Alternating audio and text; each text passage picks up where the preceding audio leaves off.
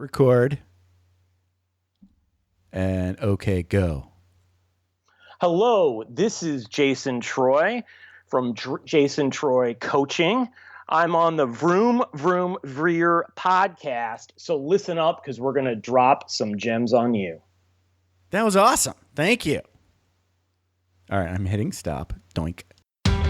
Are you ready to thoughtfully steer away from your revved up, frenzied, and far too often scripted life? Then welcome to Vroom, Veer with Jeff Smith, where he guides you down the road differently traveled by sharing unique experiences with guests who have managed to shift away from a life stuck on cruise control and veered their way into a more authentic and fulfilling one in all sorts of interesting and kind of remarkable ways. Get ready to Vroom, Veer with your differently traveled road chauffeur, Jeff Smith.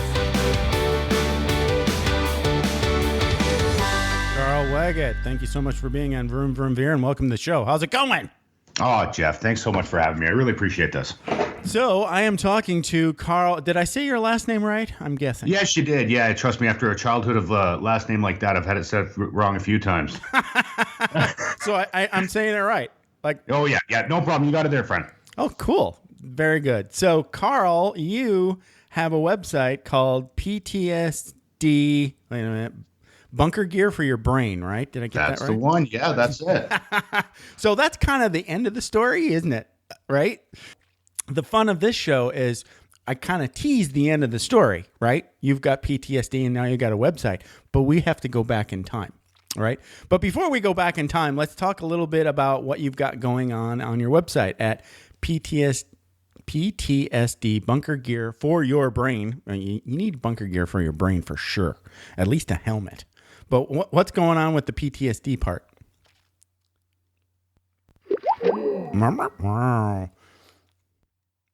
Go. So yeah, the website, the blog, kind of just it developed itself. I mean, I got to be honest. I'm a fireman. I break stuff for a living, right? So I'm not really a computer guy for starters. Sure. That's awesome. So yeah, it's so true. But when you find yourself in desperation, it's amazing what you can accomplish. And I found that, especially in our line of work, you come up against impossible odds, and then you go, well, okay, well, let's try this and let's try that, and that's exactly how this blog and website came to be.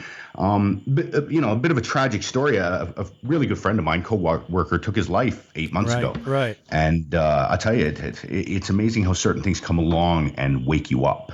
Oh, for sure. And waking up is sometimes a good thing, sometimes a bad thing, but that certainly woke me up. So it's always scary waking up. I think the biggest thing about it, and being a firefighter, we deal with suicide on right. I'm not going to say a daily basis, but it definitely happens. Yeah. And it's the level of confusion that comes with it. I think we can all understand a car accident or a sudden health problem. It's just like bad luck. That's right. But suicide it's a completely different animal. There's a whole different thing going on there. Oh, that wow. We really have a hard time understanding how people fall into that trap, because it really is. Because I went through depression and that kind of stuff too, and we can talk more about that later. But yeah, I totally get it. Well, yeah, and it's incredible because it takes I think a handful of individuals to stand up and go, yeah, you know what? Guess what? I got rough days. I mean, I don't do the Southern Belle thing and fall in the bed with a handkerchief, but I got days that are bad, right? I got off days, and I used to hear people say that all the day. Oh, I've had a bad day. I've had a bad day, and I used to roll my eyes, but. This little experience through post-traumatic stress that I kind of went through, there's no doubt about it. You have days that definitely come off the tracks. For sure. So anyways, I kind of got rambling there, but the blog and the website was about was, standing on a street corner now with a sandwich sign yelling doesn't work anymore. So I thought, okay, I got to get a ring with this internet thing. The kids are all on it, so I might as well figure it out. Right. I never thought it would catch on, but there it goes. So I started this blog, and it was basically about the warning signs for post-traumatic stress. I mean, we hear so much about it, but I mean, I don't know about you. I was born in 1975, so that makes me an 80s kid, right? Right. And I'm an 80s kid too. I was born in 69. Oh, there you go. All right. So we're right there. We're more or less the same generation. Yes. That's right. Yeah. So I watched some epic war movies. I'm talking with and like the coolest movies on TV when we were kids were Happy Days and Laverne and Shirley. Is that hold true? Yeah. Okay. I remember the Fonzie. I mean, The holy Fonz, right? He was the He best. got a little racy at times. I know the kids watch that now and they go, "What a nerd!" Right? Yeah, right. Times have changed, but my definition of post-traumatic stress was, if you didn't go through what John Rambo went through, then you didn't deserve to wear this. Oh, right. So true. From an emergency standpoint, I'm a fireman, so I mean, the worst thing I've seen is somebody pass away in their bed. So as far as I was concerned, post-traumatic stress didn't exist in the emergency services. So I kind of laughed at it. Okay. And until you got it. Right.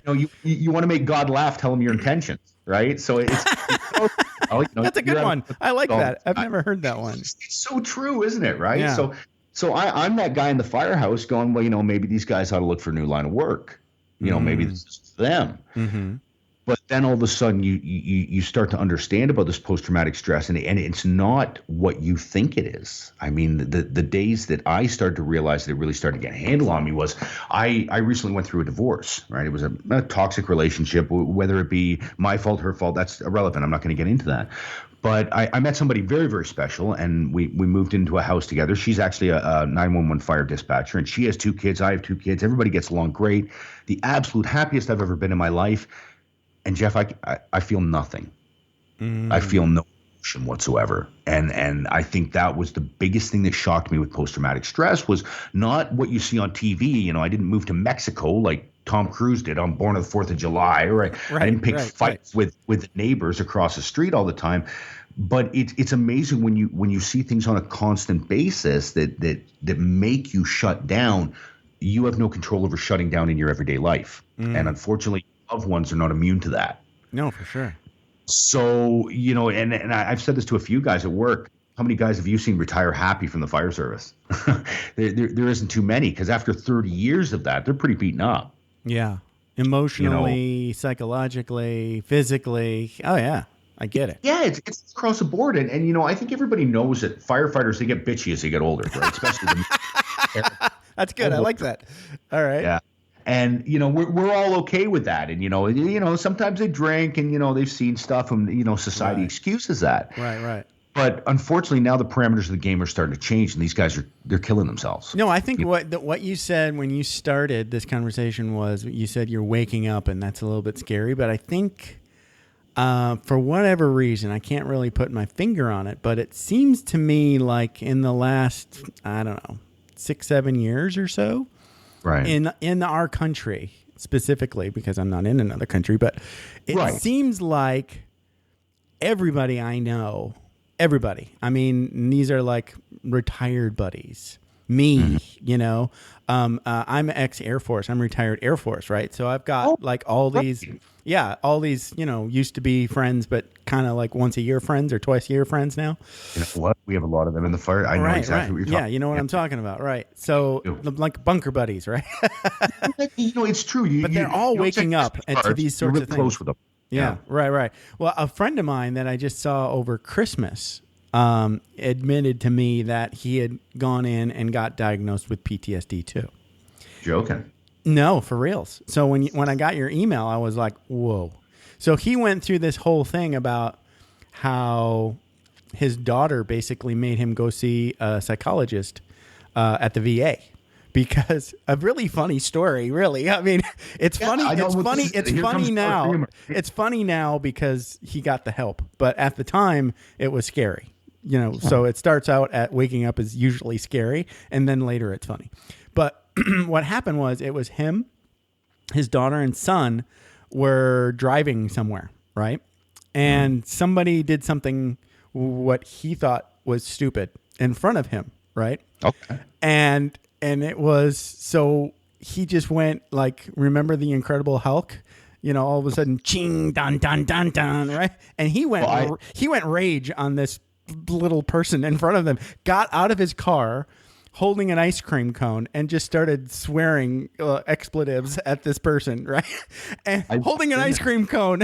And if I wish his daughter, who's a teenager, would have, channeled her self and like took the moment and put it on phone, made a video of him raging with the ice cream cone in his hand. because it would have went viral for sure. Are you kidding me? And that's the funny thing is that like at that time, I can appreciate that because I've had that happen. You know, after that happens, I say to people, you know, they call it snapping for a reason. Right. You don't get to decide where it is. Right. You don't get to say, well, you know what? I think it's pretty quiet here. I'm going to lose my mind. Right. Exactly. You usually do it in front of everybody. And, you know, same kind of thing. Jackie, the person I live with now, she helped me through it at the time. Same situation. I was with my son shortly after I got separated, and these kids played Nicky Nicky Nine Door. They rang the doorbell and ran away. And I snapped. I lost my mind. Yeah. Like I did. I ran down the street after him. I had him. I was, you know, yelling about how disrespectful it is. And these poor kids are looking at me like, oh, geez, are you okay? Yeah. I'm sorry I rang your doorbell, sir. Right. They're doing all they can not to get beat up, basically. That's right. And you know, I'm looking and I'm a grown man and I'm yelling at this 12-year-old. Right. And this poor kid's getting 5 years of stuff. Right. And it's funny. Right. They show up at my door after that. And they've got their black gloves on, and I open my door and I say, "Well, this isn't good, right?" He goes, "Look, you can't do stuff like this." And it was that same kind of moment where you realize that, okay, look, there's something's going on here, you know. So that's going back to your original question. That's exactly why I started the blog because, you know, we guys get on the horn like this and we laugh and joke about stories like this, but you know, they're not funny when they happen. Right? No. They're actually really scary. I can imagine your friend there with an ice cream screaming his head off, thinking, "What's going on?" It's hilarious in the moment and now, but it was a real wake-up call. Oh, and that's exactly what it is. So when I published this blog, that's really all it was about was, you know, I'll throw myself on the fire and say, okay, look, have a good laugh at me. But I'll tell you, if it saves other people from thinking they're losing their minds, because that's exactly what I thought. I thought, well, okay, well, naturally I'm going crazy. Right. Well, that's just what happens, right? Right. So, and that's not the case, and it's amazing. And I'm the first one to say I hate using the word therapy. I'm not a big fan of it. Right. But you would be absolutely amazed what these doctors can do nowadays. Oh, right. I'm from the world of sports and whatnot, and I mean I was never very good at it, but I enjoyed playing. And if you ever hurt yourself from the neck down, you have absolutely no problems going to a doctor. You blow a shoulder out, your knee, you twist an ankle. You go to rehab, and they actually call it physical therapy. Oh, but anything neck up is weird, right? You know, it's so weird because all of a sudden things start getting scrambled, and you say, well, "Look, I'm going to a doctor to talk about stuff." People go, "Well, can you do me a favor and sit over there?" Right? Don't get too close to me, please, because I might catch it. I find it because when you push that brink, you no longer care. Yeah, and that's a really cool place to be. So you kind of put yourself out there and say, "Look, you know what, guys? That's exactly what I went through. That's why I'm writing this blog. That's why I went out, bought a microphone, all that stuff." So people don't have to go through what my friend went through. Well, here's the thing: is like. I want to go back and get into some of these stories because these things don't just happen, right? No, well that's a great point. And that's the thing is, I mean I don't want to make it sound like a therapy session, but you've done therapy now, so you probably have some idea of the situation that created your PTSD, because PTSD stands for post-traumatic stress. So there must have been some traumatic stress. So is there value in figuring out what that is, or is that not important for the therapist? I think that's everything. Is it? Okay. I believe, and trust me, there's people out there with a lot more letters behind their name than I have that would tell me I'm an idiot. But through my experience of post-traumatic stress, what this really is if you want to break it down into layman's terms, is your mind it's your mind making you face what's had happened to you, for lack of a better. So your mind is if there's one thing I've learned, your mind is an incredibly powerful thing. This is one impressive piece of meat. I mean, it is. So true. An iPhone is smart. This thing is off the charts. Right. It's amazing. That's right. So, 14 years of going to calls. Okay, yes, everybody's got a terrible story. I don't think we need to do the shock value because all you got to do is turn the internet on. You can see all the shock value in the world. But your mind really starts to, from what I found, starts making you numb to it. Oh, for sure. After a while. No, for sure. Right away. Yeah, away. Yeah, it does. Right away. I don't want to see that. Yes. Right. That's something. So I think there's so many different types of post-traumatic stress. There's ones out there that had a really, really terrible incident that happened to them that haunt them for the rest of their lives. Right. And then there's post-traumatic stress like emergency service workers get, which is just good old-fashioned exposure. You know, just if you over time, just if you lots and see lots of stuff exposure. long enough, Right. you know, it changes your perspective of life. And I think when your perspective changes, that's when everything changes. And what these doctors can do is get you that perspective back. Because you see, we can't go back in time. Okay, that's Right. one thing doctors have learned is that they can't erase a memory. You know, they tried it, right. work out, let's not do it again. But what they can do is they can help you deal with it. Best analogy I ever heard for this was, think of your garage at home. You know, you leave it a couple of months, it gets to a train wreck. Everybody's garage is the same. But then one Saturday you go, you know, that's it, I've had it. All right, you set the radio up, you play some music. You spend the entire day in there. You clean it from top to bottom. You know, you wash the floor, you do everything great. You know exactly where everything is. Right. That night, you go to bed, you'll actually go out and have a look at it to see how clean it is. Right. And you'll feel good about it. You actually enjoy that beer. Yeah. But yeah, your mind is absolutely no different. After going through the therapy, as we call it, my memory recall is incredible now. And that's one thing that I find. I remember stuff from my childhood that I'd completely forgotten. Right. Because you had blocked it all out. Yeah, you do. And you don't really, you know, I've seen stuff where I go, okay, well, that's a mess. But it's not like the movies. It's not like I forget about it. Of course, I remember it. But your mind can do different stuff with that information. And what these doctors do is can help you.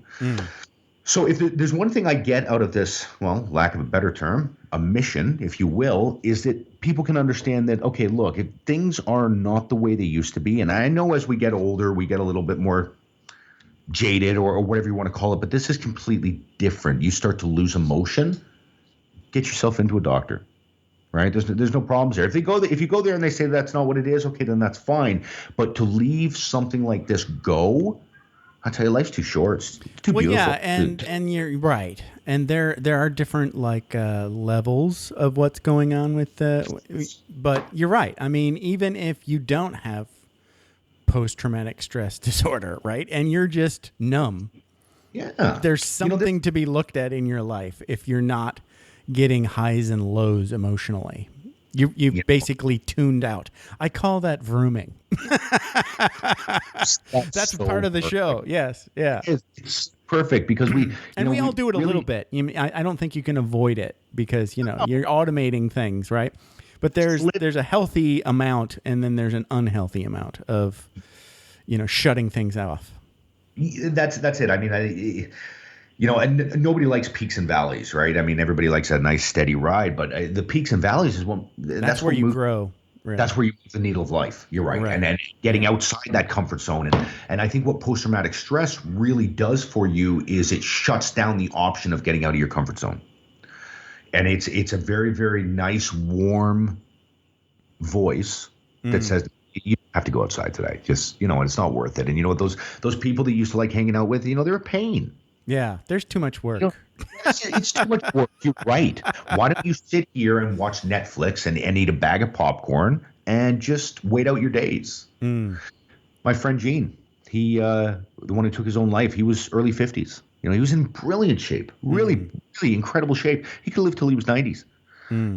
He had another 40 years left. That's I take it. So let's tell me the story about your friend Gene. So, well, yeah, you hear suicide and you paint a picture of somebody instantly. I think we all do that, right? And Gene was one of those guys that the universe loved him.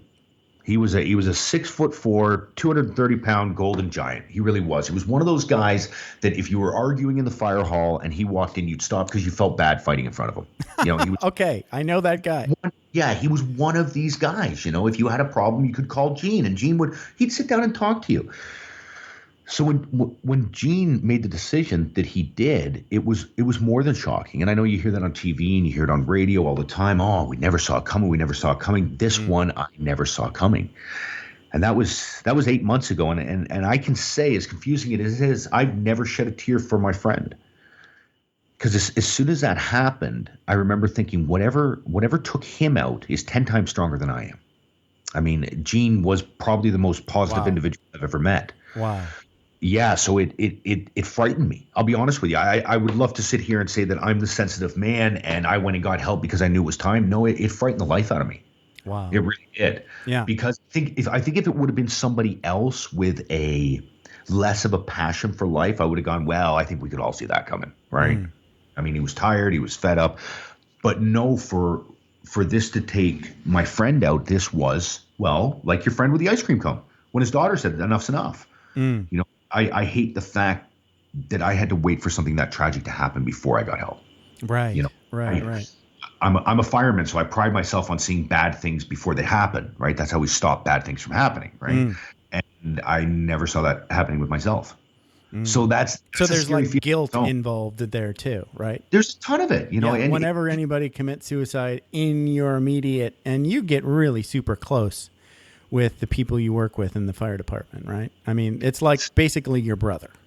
it's a different kind of closeness, because I used to hear that all the time on TV. Oh, it's a brotherhood. It's a brotherhood. But I'll tell you, when you're helping cut somebody out of a car and you're working next to somebody, there's a weird bond that comes with that. Different than working with somebody on a spreadsheet, I suppose. Right. No, for sure. Yes. Yeah, there's a bond there. So it's a very strange connection. I mean, Gene, before he passed away, I think I saw him once or twice that year before he passed away, because he got moved to a different station. So like you said, with your Air Force buddies, you know, it's strange to never see somebody for 5 years, but be so close to them. So very few people understand that. And that's those peaks and valleys we were talking about earlier. So, you know, when you really start to look at the giant picture, you start to lose all of this in your life, all these peaks and valleys, all these relationships, all this. And that's when this individual that loves speaking with people and loves hanging out with people starts going into seclusion, into isolation. And isolation was my biggest game. You know, that was hands down my drug of choice. I would lock myself away for weeks on end and wave through the window. Thanks very much, but no thanks. You know? Wow. Now that's almost like the opposite of the experience I recently went through. Is that right? It is, because but I didn't really, I'll tell a story. So like recently let's see here.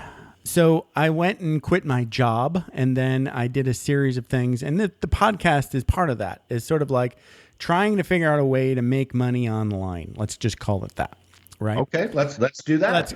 Right. That was like, let's do that, you know? And then, so I did that for quite a while, like a number of years with, zero success, basically. I mean, success insofar as can I find a way to get myself to get people to give me money? That never happened. Now, do I enjoy doing podcasts? Yes. It's interesting. Yeah. And I guess is what I figured out was maybe I need to come at this from a different angle. And so I guess it was like summer of last year. I just decided that I'm going to go all in and try to get a job that I really like. You know, because at the end of the day, after doing all this businessy stuff, I just came up with, screw all of that. I'd just rather have a job. Right? Because I've got an Air Force retirement check. I don't need a whole job, right? I just need a little bit of money, you know, and I want to get out of the house and be around people. What's that? That's an easy job, right? It was the math that I did. What I found out when I did that was, you know, that warm bath you just talked about that your mind was going into and you were isolating yourself. So I found that in a really super easy job that paid well. Okay. And a lot of people do this, right?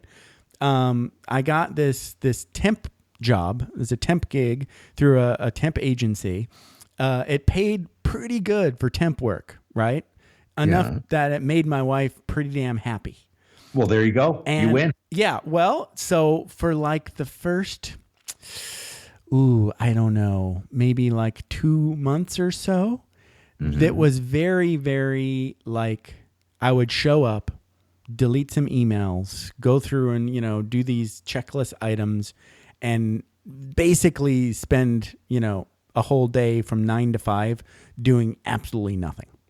But really? Really. And it was awesome. Holy moly. That's how bad I was. That's how, I guess, like, and what felt good about it was I was out and I was around people. I was really just missing I was like the opposite of isolation, right? Yeah. I was isolating myself and really not liking it. Okay. Well, So when you're doing, that warm bath feeling came back when I was back in the herd. Didn't really matter what I was doing.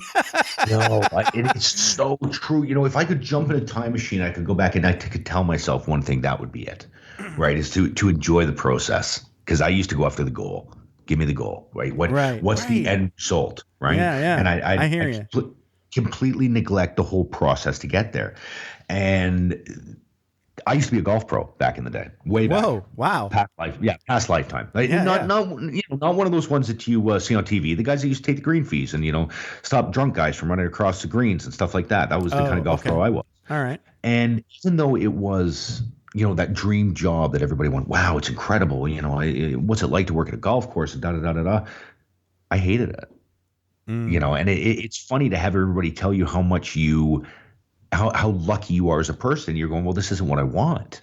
Right. So it's so neat. I mean, you've got that opportunity there where you're at home and you're working, and everybody in the world may want that, but you want to be out with people. And the fact that you found that, I think that's huge. I think I learned a couple of lessons that, and most of these came through the podcast. So if you want therapy, like on a regular basis for free, just start a podcast and talk about self-help stuff. Well, bartenders have been doing it for years.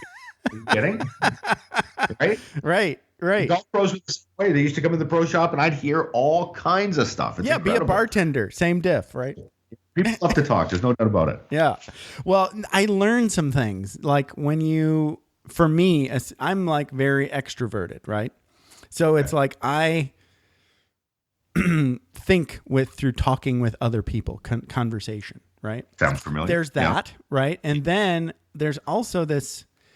One of my former guests, was a PhD, and she studies how much we are very much still mammals, and and how mammalian behavior in the wild it can tell us and teach us things about us, and how we really, really don't like to be far away from the herd, because when we tell you something else. Yeah. Go ahead.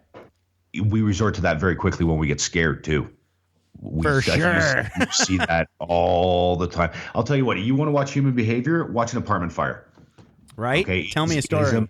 It's amazing what people do. They will all herd together, and you'll see them. They'll gravitate towards the one that's yelling the loudest, not necessarily the one that's making the most sense. So everybody run this way quickly. Okay, well, that's up the stairs. That's the wrong way to go. But that guy says, okay.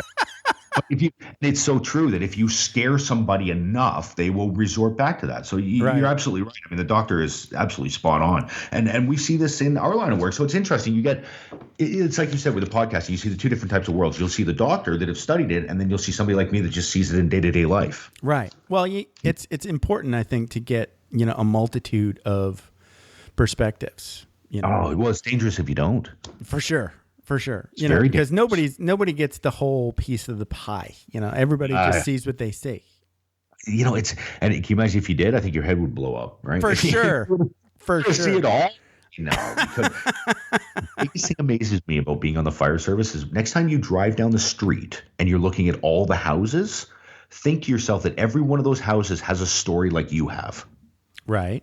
It'll blow you away at the number of stories that are out there. Because, the fire service, we get invited into people's homes all the time, right? So you get a perspective of just how much is going on in the world all at the same time. It's a fascinating job to study human behavior that way. So in your line of work, and now you're in Canada, so is the Canadian Fire Service pretty much the same as the U.S. Fire Service, or is there a big difference? I'm assuming. I mean, you guys use water, right? Yeah. Right. Yeah, I think so. I think the biggest question is are most of your calls more paramedic nature, or are they all fire?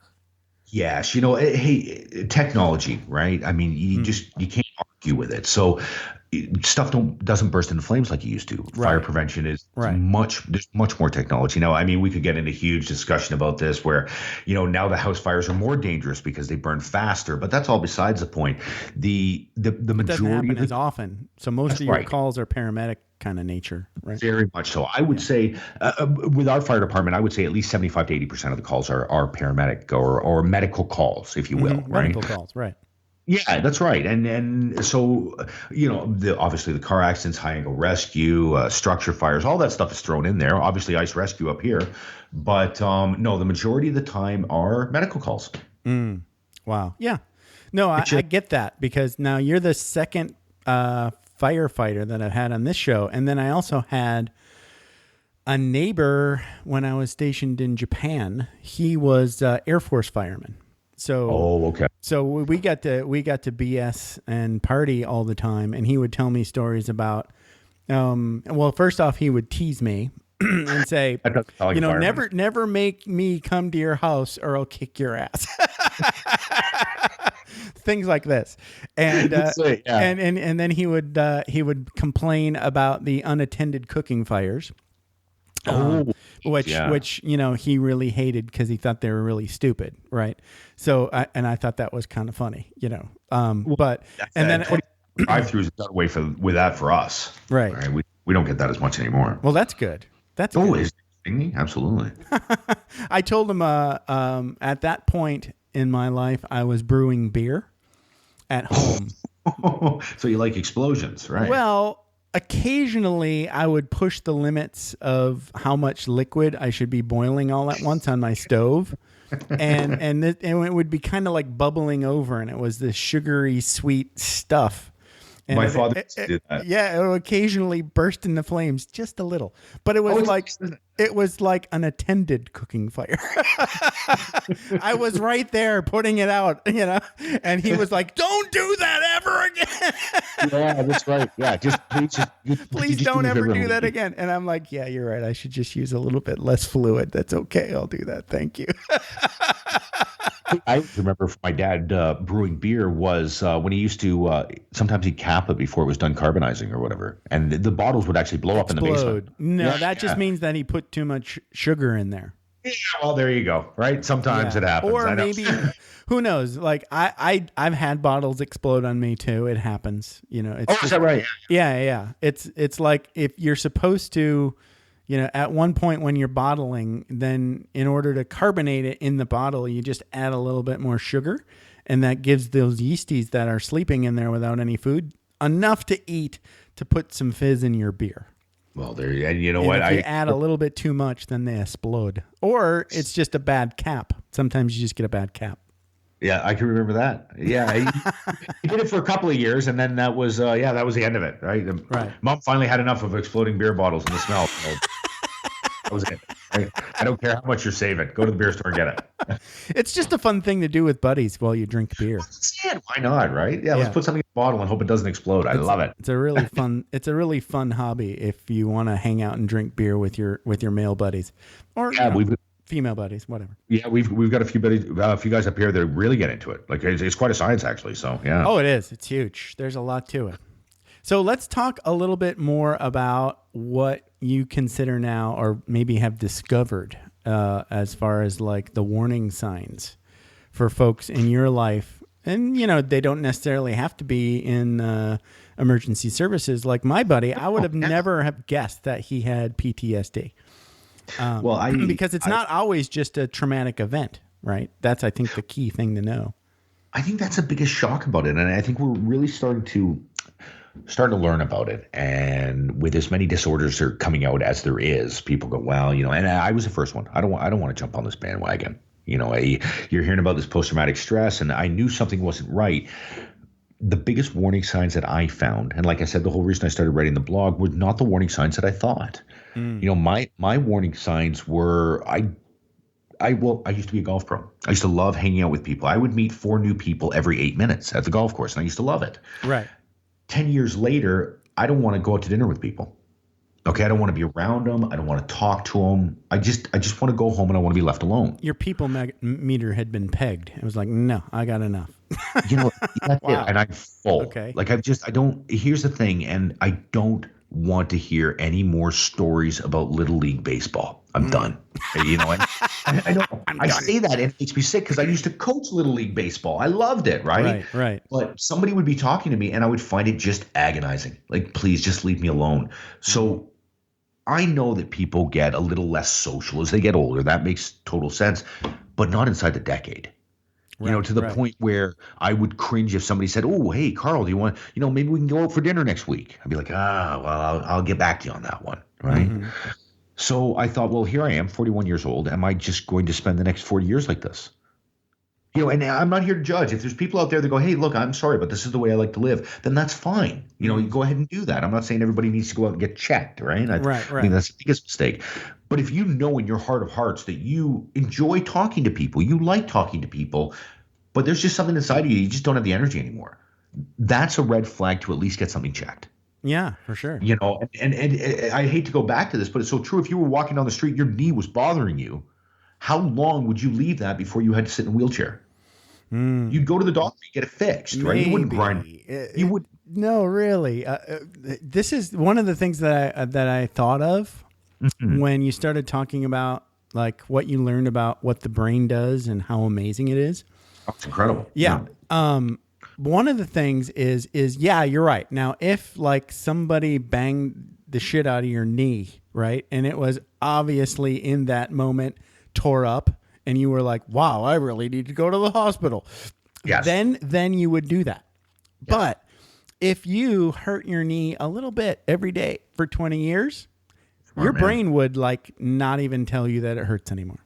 That's right. Because our brain's job in a lot of cases is just to say, "Oh, shut up and color." It's just trying to get you through the day. That's all it's doing. That's a great way to put it. It is. Does that make sense?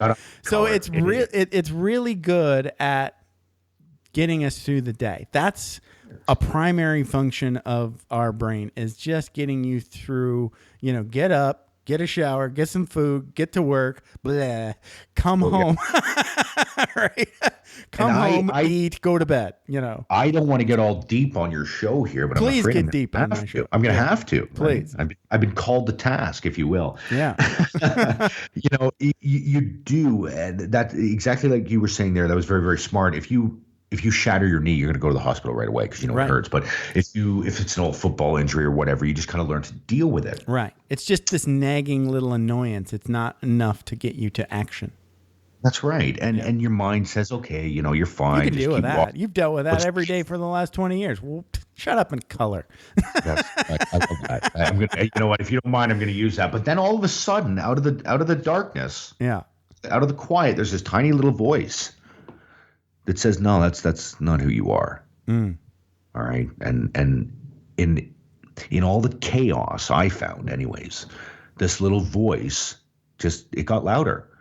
And then all of a sudden I came to the realization that, well, if this voice isn't my mind, then what is it? It's your soul. So it's interesting. And at some point, I mean, I never went to church growing up, so it wasn't something I was privy to. But when you hear a distinctive other voice saying that, no, it's whatever is being said to you is not right, and in your heart of hearts, that's when you realize there's more to this game of life. And I think that was my wake-up call. Wow. When you hear that little voice, because you hear that voice all the time. Shut up, you're fine. Suck it up. Everybody's got problems, blah, blah, blah. And then there's this little soft voice that you've never heard before going, "This is worth fighting for." Oh, wow. That's a good one. Well, and it's funny because it comes from nowhere. And it'll usually find you in your absolute darkest moment. And it sounds different. And, if I was listening to this 6 months ago, I'd go, "You're an idiot." And I'd turn the channel. It doesn't work like that. But I'm here to tell you, friend, when you find yourself in that dark of a hole and you hear that voice, that's exactly when you realize that, you know what, this is worth it. And, the new mantra that I came up with, well, what else am I doing? Right? I know it hurts, but get up and move forward. And what you'll notice is the more you listen to that little voice, the louder that one gets and the quieter the other ones get. It's kind of actually. It doesn't happen overnight. And I know in today's day and age of Google and the internet, we get everything instantly, right? If I buy a 14-day course, I want eternal peace in 15 days. It doesn't work that way, unfortunately. You walk down this road on your own. But when you do, you find something that was worth it. It was worth it. Well, I've heard this voice. I know this voice. It probably sounds different than yours because mine sounds a little bit. Mine sounds a little bit like Gilbert Godfrey, but he's whispering. Hey, where do I download that app? Golly, mine sounds like Betty Hill. You Americans get all this stuff, right? We gotta wait 10 years. Damn it. Anyways. Yeah, but no, he regardless of whether or not he sounds like Gilbert Gottfried, he doesn't. He's there. He doesn't really. But it's it's always quiet, right? That's a very, very so I bring that up, and you called it the small voice. So I know this voice. You do, and I know everybody knows. Everybody knows this voice. Nobody talks about it, right? I just saw this most. You know who Louis C.K. the comedian is? Yeah. You're familiar? Okay. So he was on with Conan O'Brien. Okay. And I saw this little like 2-3 minute video on Facebook somebody posted. And he started talking about it was hilarious because Conan, I don't know where he is spiritually or, on any of these things, right? But I knew Louis was thoroughly dialed in to what we're talking about right now. So he's like, the other day, I was driving and then suddenly I felt that little big empty in the middle of me. You know what I'm talking about? The little big empty. And I tried to touch it and it made me really sad. So I was like, I got to keep driving and maybe I'll check this text. Oh, maybe I'll keep driving. And I figured out in that moment that if I felt that, I'm going to feel sad. So instead of doing what I usually do, and ignore it and turn up the music and make the voice go away, as I decided to pull over and just feel it. Yeah. And then he said, it was amazing. I cried like a baby for like 20 minutes. And then I felt amazing. Well, my mom used to say all the time, you always feel better after a good cry. Right. She always said that. She always, you know what? My mom has always said that. Right. And this, hey, listen, I'm not a big fan of walking through the mall and seeing people crying all over the place. No, I think no, do it like a real man in your car with nobody around. That's right. Do it. I say that to my kid all the time. All right, yes, just go somewhere else and do it. Right. Right. But to bottle that up and to run away from it, that's not courage. Well, it's what we're doing all the time when we're distracting ourselves. Is we're hiding from that little empty. You're the little big empty. Off. Yeah, you're putting it off. And like I said at the beginning of this, if we were to really break it down, I think that's all post-traumatic stress is. I think that you see or experience things in your lives and your mind blocks it away. And eventually you have to pay the piper. It's going to come back. And I've always said that about stuff like that. And especially with the fire service, if you see something that's really scary, you run as fast as you can at it and hope it blinks. Right. That's the only way you're going to beat it, right? You're not going to negotiate it, right? You go up to a house fire, you're not going to ask it nicely to go out. You have to attack it. Please go out. Please go out. My boss is right over there. Could you do me a favor? So you're not an idiot about it. You don't go jumping off cliffs, but you have to attack it. You have to deal with it. Yep. You do, and I understand it's painful, and I do, and trust me, I got kids of my own, and if I could avoid them going through pain, I would. And no, you can't. There comes a point where the only way you can grow is to go through that, and I think me avoiding that post-traumatic stress, that's what was causing the most pain. Instead of just dealing with it. I really don't think anybody commits suicide from post-traumatic stress because they want to die. I think they just simply don't want to feel like this anymore. Right. And I think if these people learn how to not feel like this anymore, they won't. I heard an incredible stat that 22 American soldiers a day commit suicide because of this. Well, that and what's the other thing that's going on now is TBI, traumatic brain injuries. Yes. Yeah. Which is they're all kind of wrapped in together, and you notice it. There's so much documentation on all of it. And the Army can't, and the football players or NFL can't avoid it. What are they trying to do? Well, they were trying to say it didn't exist in the NFL for the longest time, but now they, thankfully. They've decided they can't. Right. Their lawyers have advised them that they can't. Right. The thing that always scared me about that 22 soldiers a day is I'm going to go out on a limb and say that each one of those people have 10 people around them that really care about them, right? Mother, father, wife, kids, whatever. That's fine. So if we were to take that 2,200 and add 10 to them, that's 220 people a day in America being devastated. Buddy, that's an epidemic. That's crazy. Like that like you understand the kind of sorrow and misery that comes from that. And that's 222 people a day in the States. Yeah. And if you're a soldier, your treatment is, it's not that it's not there because it's free, Well, but it is still stigmatized. Oh, that's up here, believe it or not, post-traumatic stress is covered by what we call WSIB, which is a workplace injury, right? So it's covered under workplace injury. So here's the kicker. For emergency services up here, if you were to go off on post-traumatic stress, they'll teach you like a professional athlete. It's incredible, the services that are available. Wow. But people won't take it simply because of here we go again, the stigma. Right. I mean, can you imagine going through life with a torn shoulder, never getting it fixed because you were afraid somebody was going to call you a wimp? No, I get it. It's insane. Yeah. I went through the same thing when I was in the Air Force because I had a security clearance. So you couldn't have a security clearance and talk to a psychiatrist at the same time. And that's kind of, it's not like they're taking away forever your security clearance, but they're putting a mark in your permanent record. Yes, right. So it's a serious thought. It's like so you're really gonna think twice about it. I can tell you with a clear conscience. That's right. I can tell you with a clear conscience. As much as I love my kids and my family, if my friend Gene wouldn't have done what he did, I would have never gone through the process of being diagnosed. Not a chance. Wow. Right now, I'm an acting captain. Right at the fire department I'm at. We're doing ranking right now. Okay, the last thing I need to do is go off with this before the ranking. Right. But when you start to get a perspective of how much help am I to my kids when I'm 6 feet under? Exactly. No, I'm no good, right? So here I am, and it's funny how your mind will play with you because you're like, oh, I'm so worried about those extra 2 stripes on my shoulders. That's so important, blah, blah, blah, blah, blah. And then you look at your kids and you go, are you kidding me? It's a job. I mean, I rather work at Subway and live in a 2-bedroom apartment and I actually see my kids grow up and see my grandkids. Yeah. No job is worth not being around, right? And here's the kicker, and here's the real prize for everybody, is that if you actually play your cards right, you get to keep it all. Oh, for sure. Yeah. And that's the joker. You really think that, okay, I've got a choice. I've either got to take my job or got my family.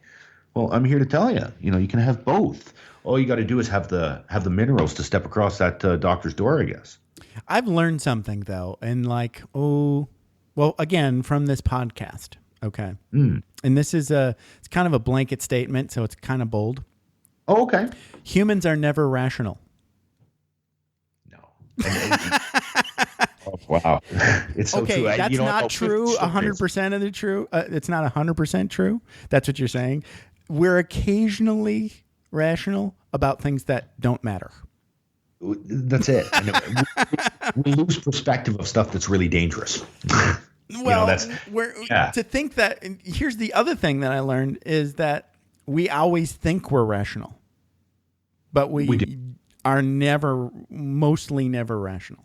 I find the most amazing thing about us is that we humans, we always think we're perfect at the age we're at. I mean, if I was to go back 20 years and see myself as a 20-year-old, I thought I was perfect. I was an idiot. I was a kid. I didn't know anything. Right? And I'm sure my 60-year-old self would come back to now and go, you're a kid. You don't know anything. Right. Right. So we always think we're perfect. We never think there's any more growing for us to do. Right. And I always find that interesting about people.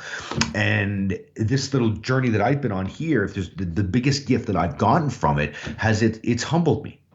And I think I really needed that. I needed to be humbled and realize that, when you really look at it, it's really just a rock floating in space. That's it. Right. So when you're getting yourself so worked up to the point that you're getting sick about stuff that's happening on that, it's silly, isn't it? Right. Yeah. There's this really great, now only do this if you're like emotionally healthy, but there's this video by Carl Sagan called the Pale Blue Dot. Okay. And it shows Earth suspended in this vast blackness that is space. And Earth is this pale blue dot. It is like a speck of dust. Nothing. And it is literally nothing. And utterly meaningless cosmology, to the universe. If it were to explode, the universe would not notice. If somebody crushed a grain of sand in Australia, would you notice? Right.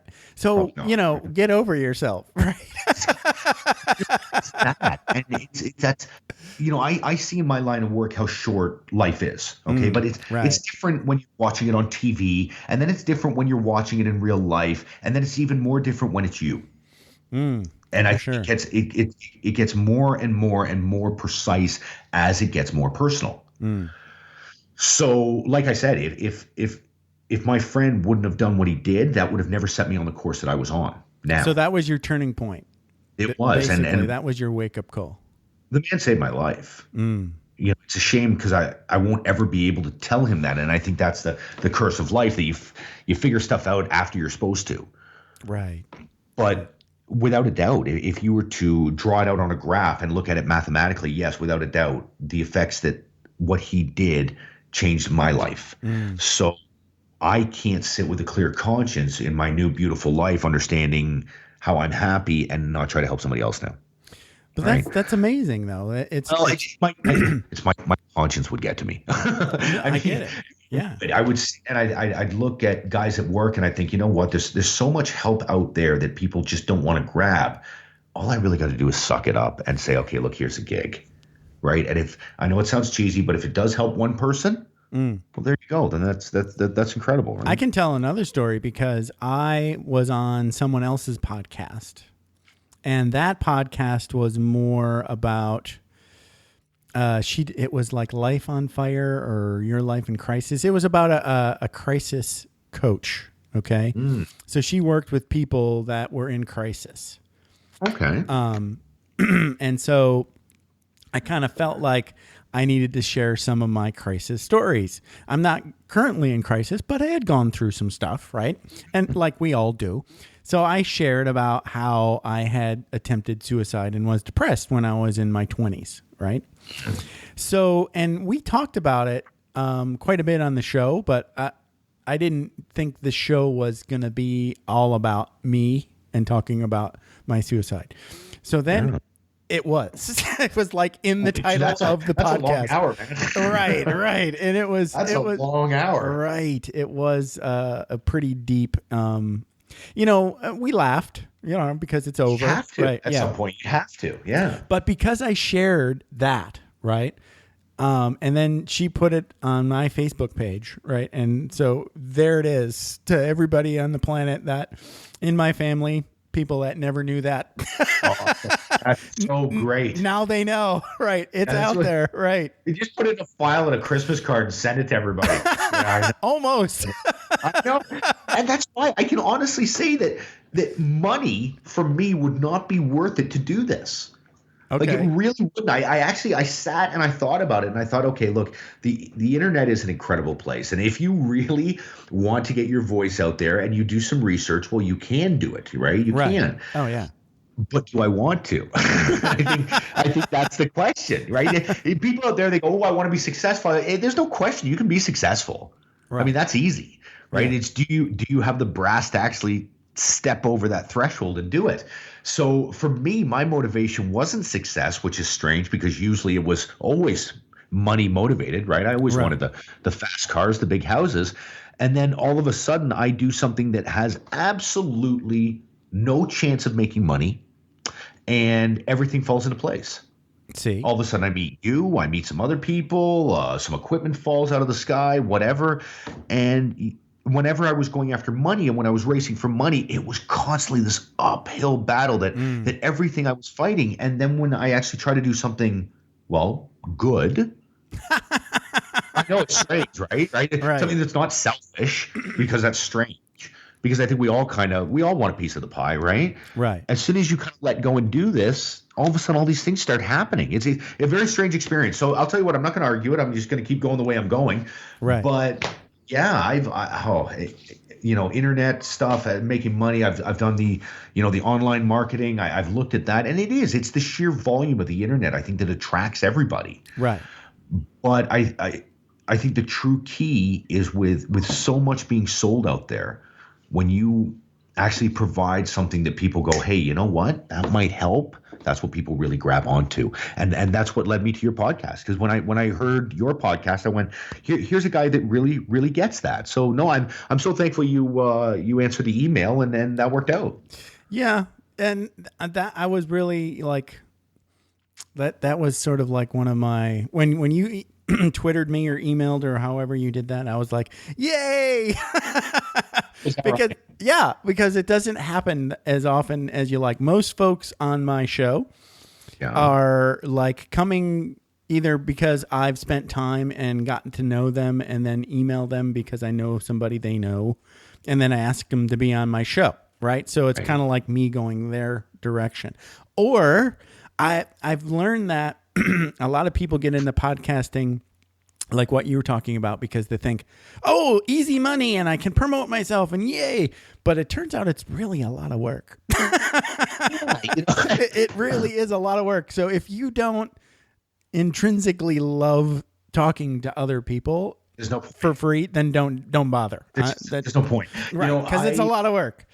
I started this blog and, I bought this microphone and whatnot for podcasts, but I have not stopped working on it from the second I thought about doing it. So I've probably worked harder on this than I've worked on anything else in my life, but it's the most fun I've ever had. And when you find something that, you don't need an alarm clock anymore because it wakes you up because you're so passionate about it. Wow. I don't care if there's money involved or not. Right. Follow it. Oh, for sure. Follow it to the ends of the earth because I guarantee you, if you show that much passion towards anything, I don't care if it's podcasting, I don't care if people it's blogging, respond. I don't care. Yep. People respond. That's exactly it. I mean, hey, listen, you say it doesn't happen that often. I listen to one of your podcasts. I go, you know what? That's a guy I want to talk to. Yeah. See, but that means it's actually working the way I like it to do. I'm sorry. I think you are. You'll always see that in your face. Look how successful I am. You'd be thankful to be on my podcast. And then there's that guy that, you want to talk to him. Right. And I think those are the guys that are successful. Yeah, the ones I'm self-filtering, right? So that's right. The folks that I don't want to talk to, they look at my show and go, no, I don't need to talk to him because he wants to talk about real stuff. And well, that's right. And as far as I'm concerned, that is the ultimate screen for success. Right. Oh, good. See, we're on the same wavelength. Yeah, you don't even have to say no to people. Because those people know before they even get to you that, you know what, the energy just, not even close. So right. You have this incredible ability to kind of push the naysayers out of the way, which is awesome. Yeah. So with your podcast and the way you're talking and everything, it's fantastic because you're drawing those people in. Don't get me wrong. I mean, it's frustrating waiting. I know. Well, I've had this, my blog, PTSD, bunkergearforyourbrain.com. I've had it for 2.5 months. There hasn't been a comment on it. 2.5 months? Yeah, and which is nothing. It's baby time, right? Right. But the fact is that for anybody who thinks you're going to start a blog and then all of a sudden there's going to be 30 comments on each post, well, that's not what the blog's about. The blog's about people reading it and getting something from it. Right. So, you're right. We all get blinded by this internet. Oh my God, how many people log on a day? If I could just get 50,000, Right. But that's not why you're doing it. Yeah. That's right. When was the last time you bought something or you read something that didn't interest you? Yeah, not so much. You don't. Like nobody does, right? No. When it's your idea, you justify it and go, okay, everybody's going to love this idea because I came up with it. But, everybody knows that person at the party that's come up with a new idea and he's pushing it to everybody because it's the greatest thing since sliced bread. But I think the truly successful ones are the ones that sit there and people come to them and say, hey, listen, I heard you got this really cool thing going on. Yeah. And I think if I'm reading this new thing, it's a little bit anti-follow your passion. So right. Yeah. It's everything. It's a book. This is the first time I've talked about it. It's like So Good They Can't Ignore You by Cal Newport. Okay. And he talks about just getting so damn good at whatever it is that you want to do, then the people that you want to work either with or for, it doesn't matter if it's a job or, freelance or entrepreneurial. Yeah, it doesn't matter because if you get so damn good at it, they can't say no. We live in a world now with it. If somebody doesn't know an answer to something, you just Google it. Okay, you've got it instantly, right? So we don't master any craft anymore. Right. A good man at 5 o'clock in the morning, he's working on his craft. Right. And that's how excellence is performed is by hours and hours and hours of beating on your craft. Right. You know, you can't just download a course or you can't just read a book and that's it. So when you look at some of the greats like, Phelps and Muhammad Ali and, Gretzky. Steve Martin, Bill Murray. All, right across the board, these are the people that didn't practice all the time. These are people when practice was done, they were actually sneaking out of the house to practice more. Right. They loved what they did. They didn't think about they weren't, paycheck players. They did it because they loved it. Right. So if you love something, you truly, truly love something, and there's no monotone or there's no money coming from that, you're going to find out very quickly if you love it or not, because you'll stop doing it. Well, so you can also look at it from this point of view. You can say, maybe there's some things that I love doing that I don't care whether or not they provide enough value to get money. That's right. And that's called a hobby. And that's fine. Have those too, right? But maybe some of those might turn into something that you get so damn good at, you can provide value at it too. Well, I was just going to say that, if we were living in the 20s and the 30s where you had to actually physically travel to show what you could do, then, let's be honest, there were a lot of talents that got buried in the graveyard. Right. There was a lot of ideas that got buried there. But with the day and age that we live in now, I mean, you can be incredible at needlepoint. Okay, you could have 1 million subscribers on YouTube. Right. So there's no reason for anybody out there that has any skill set that they can't share it with the world. Yep. Just get really damn good. You've got to take that time and you've got to find out what you love. And I know everybody says that, and I used to smash my head against the wall when you hear that.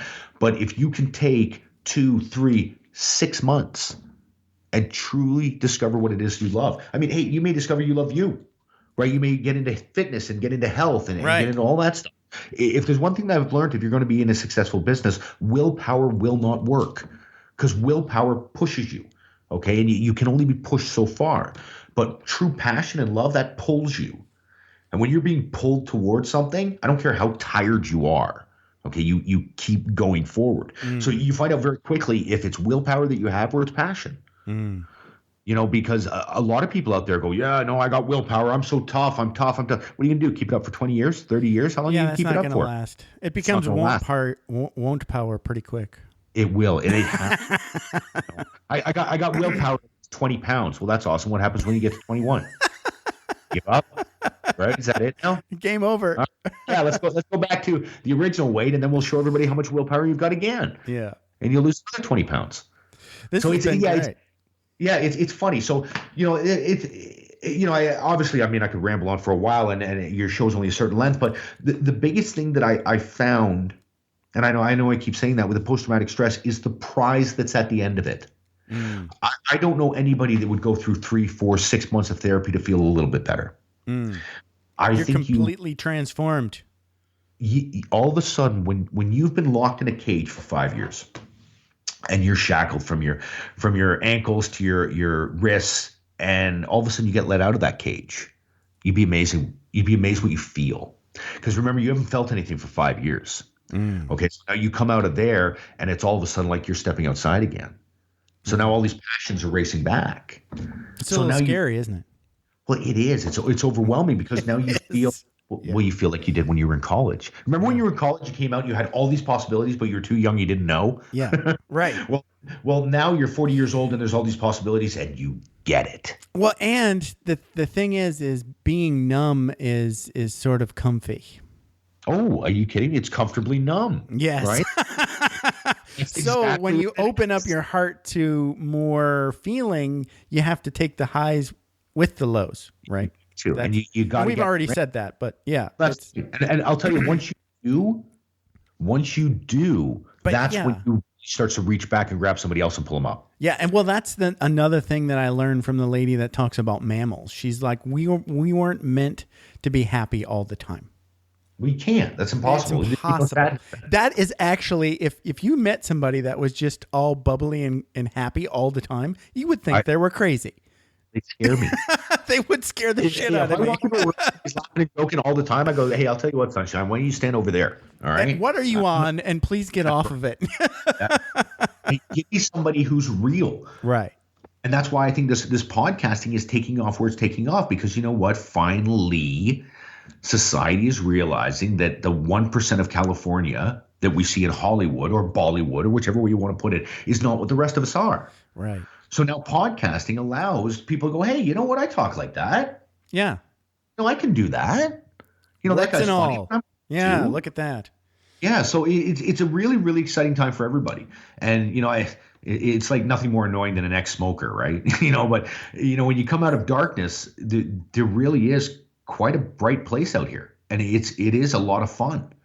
So the number of people that I can inform about that you can get out from underneath this gray blanket, hey, I'll tell you what, you ought to come out and see what it's like for me. I mean, it's incredible. So that's why that's really what the whole mission, if you will. It's a mission for sure. To let people know that, hey, come on, like you can live, if you want to live like this, then that's awesome.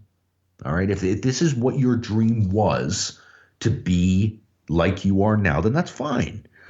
But if you really have found the point where you're sick of being like this, and you're sick of hiding yourself away, and you're sick of coming up with excuses for why you don't like things, then know that there's professionals out there that they do some incredible stuff. Like it really is mind numbing what they can do and what they can change and what they can explain to you. Because I won't believe that you're not a smart person. So I think if somebody explains what's happened, you'll figure it out and you'll get yourself back on track. And then off you go. You can be a better father, wife, son, daughter, whatever. Be a better person. Maybe you don't even need professional help. Maybe you don't. Maybe you need to look at you can Google around for changing your mindset from one of, say, being fixed, like saying, this is who I am, right? Yes. Or to that's what they call that fixed mindset versus the growth mindset, where it's like, what can I become? Well, that's it. What can I let go of? You're asking a new set of questions. And maybe like if you go to PTSD bunker gear for your brain, because maybe some of these things that we're saying, like, geez, I'm numbed out and geez, I don't want to go out and hang out with my friends anymore. Maybe you'll pick up something that you didn't know, and maybe you'll think, maybe I should check that out. Yeah. Maybe I should get some help. Definitely food for thought. It's humans are the only ones that can improve themselves. I mean, a dog can only be a dog, right? A tree can only be a tree, right? That's it, right? But a human can actually recognize what's going on and improve themselves. Now, I didn't say it was easy. No, it's not right? easy. Honest to God, I didn't say it was easy, but it's possible. It's worth it. Are you kidding me? Well, it's like I said, what else are you doing? Honestly. Like, seriously, think about it. What else are you doing right now? And if your inner voice that whispers is Gilbert Gottfried, you probably need a lot of help. Well, you don't want to argue with him. No, not at all. All right, brother. This has been a blast. So it really has. Like I said, if you ever if you're stuck for a guest and you need somebody last second, please send me a message. I've had a blast. I really enjoyed it. Yeah, and your website again is PTSD bunker gear for your brain. You can find out all those warning signs that we were talking about and really funny pictures. Oh, I love that one. That's great. Yeah, that's right. You got to have those in there. I may be 41, but I'm still like 18, right? I can't help it. That's awesome. Well, thanks, brother. This has been a blast. Thank you. Really appreciate it. Really did. Have a good one. Yeah. Thanks for taking the time to ride along with us on another episode of Vroom Vroom Veer. For podcast info and show notes, be sure to head over to vvveer.com. That's VVER.com. Man, that's fun to say. And we'll catch up with you next time here on Vroom Vroom Veer.